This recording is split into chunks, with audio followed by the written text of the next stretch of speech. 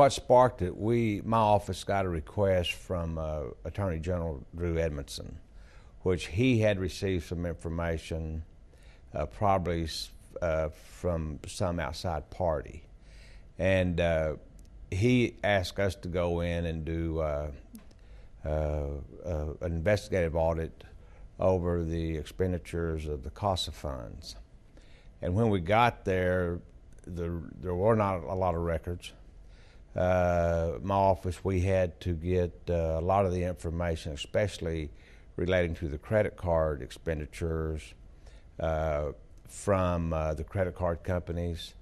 Of course, all the banking information we were able to obtain from the various banks or the bank that CASA dealt with. And it's very sad. It's probably one of the most one of the worst frauds, or it would be up at the top, that I have been exposed to, because it deals with money, that's intended to help children. So it's very sad, and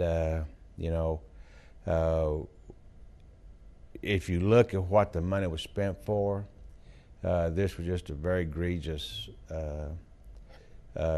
improper expenditure of money that did not belong to those people. There was money spent for vacations, college tuition, home remodel, cosmetic surgery, Playboy magazine subscriptions, football tickets, money sent to the Texas Tech Alumni Association, college tuition, just greed, outright greed.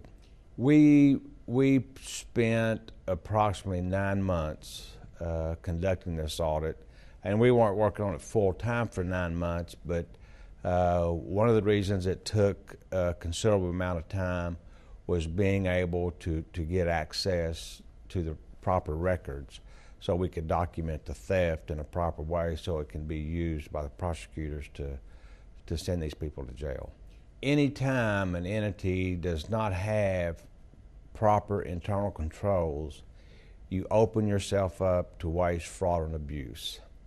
I want to point out that these are voluntary members, and their main intent is to maximize the amount of money they had for the benefit of children. They are all good people, but there was a lack of oversight and a lack of checks and balances over the way their financial systems operated.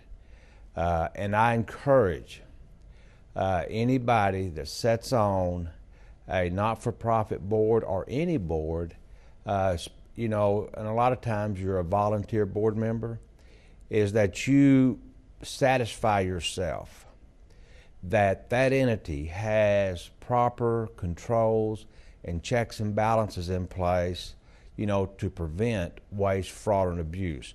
Because one thing I tell people, especially if you have long tenured employees that are handling the money, you get an element of comfort, an element of trust in those people, but you've got to put trust aside.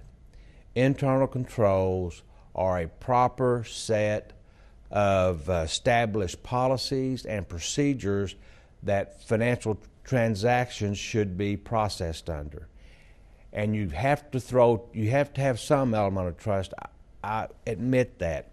But if you have a proper system of internal controls with clearly written policies and procedures that employees are supposed to abide by, you may not eliminate every instance of fraud, but you will catch it a lot quicker, and you can do something about it.